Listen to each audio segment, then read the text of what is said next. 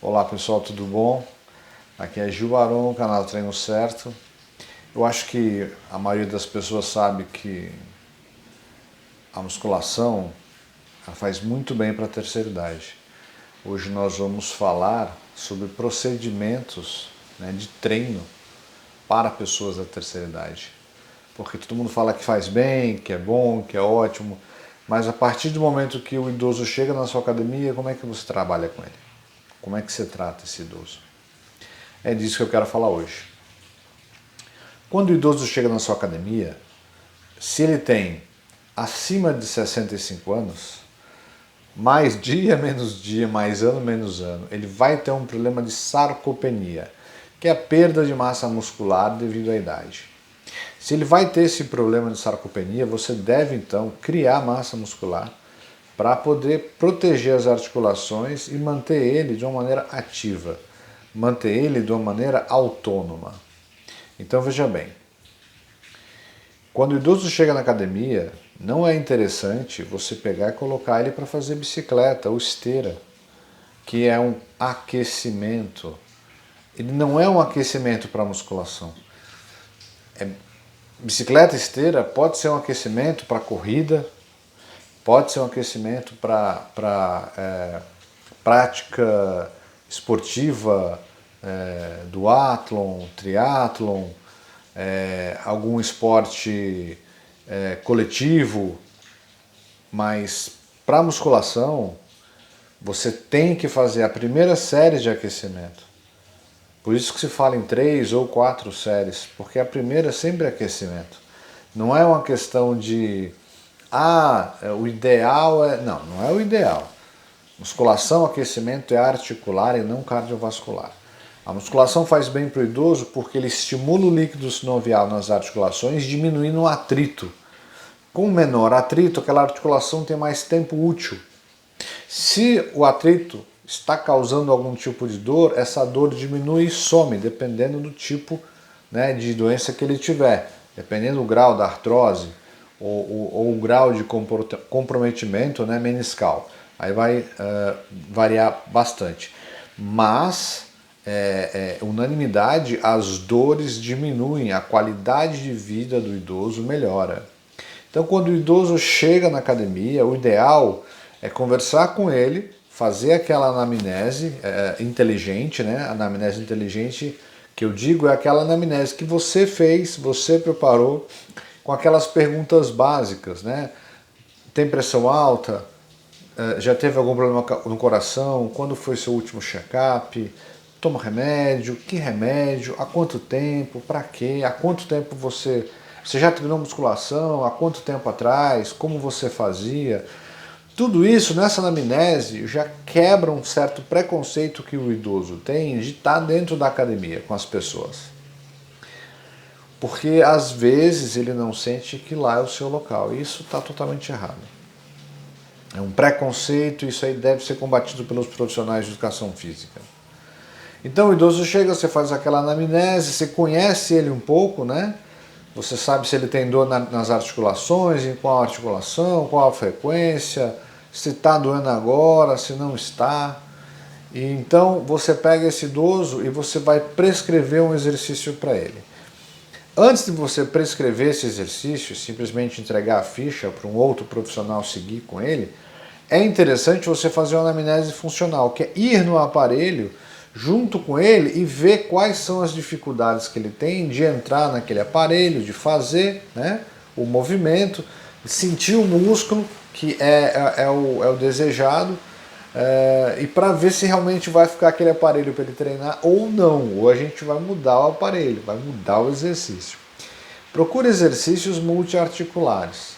Claro, muitos exercícios multiarticulares, os melhores, são feitos com pesos livres, mas por enquanto evita trabalhar com peso livre com o idoso, porque pode ser o quê? Pode ser que tenha uma fragilidade, pode ter que tenha uma dificuldade motora ou uma dificuldade, uma diminuição de amplitude que a própria pessoa não tenha notado que existe, e com o peso livre essa diminuição de amplitude pode causar desequilíbrio, pode ser muito aparente, pode lesionar, machucar de alguma maneira. Esse lesionar, machucar é um movimento rápido, e o lesionar de alguma maneira é cair o peso no pé, cair o peso no ombro, cair o peso no peito da pessoa.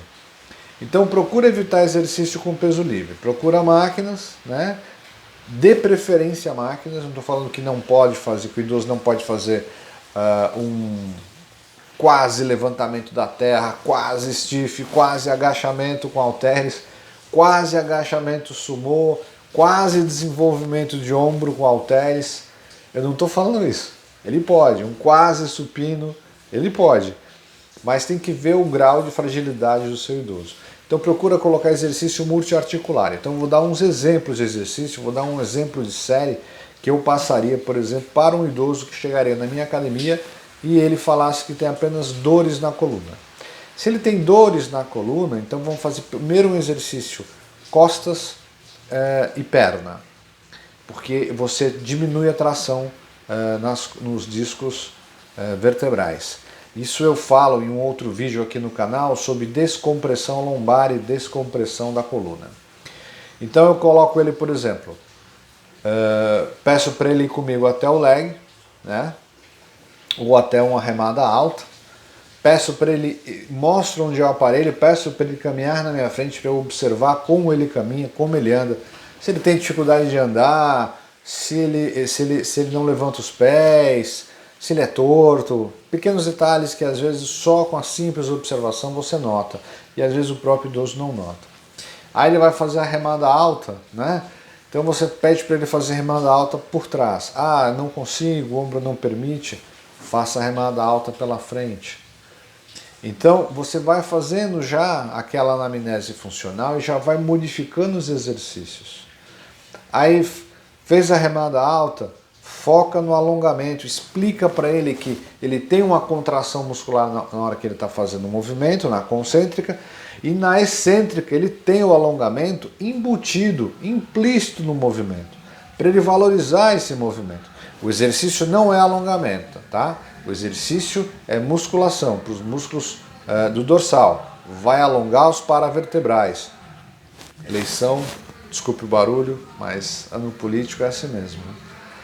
Então, fez a remada alta, faz a primeira série de aquecimento, a segunda série você aumenta o peso, ele deve sentir o movimento que está fazendo. Aí, beleza, eu costumo passar 2 séries de cada exercício, a não ser quando eu estou destravando especificamente uma coluna que está doída, aí às vezes eu faço 3 séries, eu chego a fazer 3 ou 4 séries, mas geralmente eu faço 2 séries. Então uma remada alta, uma remada baixa, um desenvolvimento de ombro, se não tiver máquina, com halteres, as costas apoiadas, os pés no chão, afastados, planta do pé no chão, né? Então 2 para costas, um para ombro, e aí o leg press. Fez o leg press, não teve dor no joelho, não teve um incômodo, panturrilha. Ó, você já fez 5 exercícios. Aí passa peito, o supino reto ou o supino inclinado. Aí ele tem dor no ombro. Se ele conseguiu fazer o desenvolvimento de ombro, passa o supino inclinado. Se ele não conseguiu fazer o desenvolvimento de ombro porque houve dor, bote a remada alta com a barra para ele fazer. Lembrando sempre do detalhe do movimento, né? Para não pinçar o manguito rotator. Perdão, para não pinçar o supraespinhal, não o manguito rotator, para não pinçar o supraespinhal. Me falaram, tem necessidade de você aquecer o manguito rotator? Tem e não tem, depende. Tem necessidade se tem dor no momento, mas você vai fazer o aquecimento dele usando um cabo na polia do crossover, não com um pezinho e fazer simplesmente o movimento. Aí não funciona, né, querido? A ação da gravidade é de cima para baixo, não é lateralmente. E eu preciso de uma força nesse sentido aqui, ó, nesse sentido. Entendeu? Para poder o quê? Acertar o manguito rotator, que é o sentido que ele mexe. Então, beleza. Fez esses exercícios, supino, costas, 2 para as costas, porque ele falou que estava com dor nas costas, ombro, leg press, panturrilha.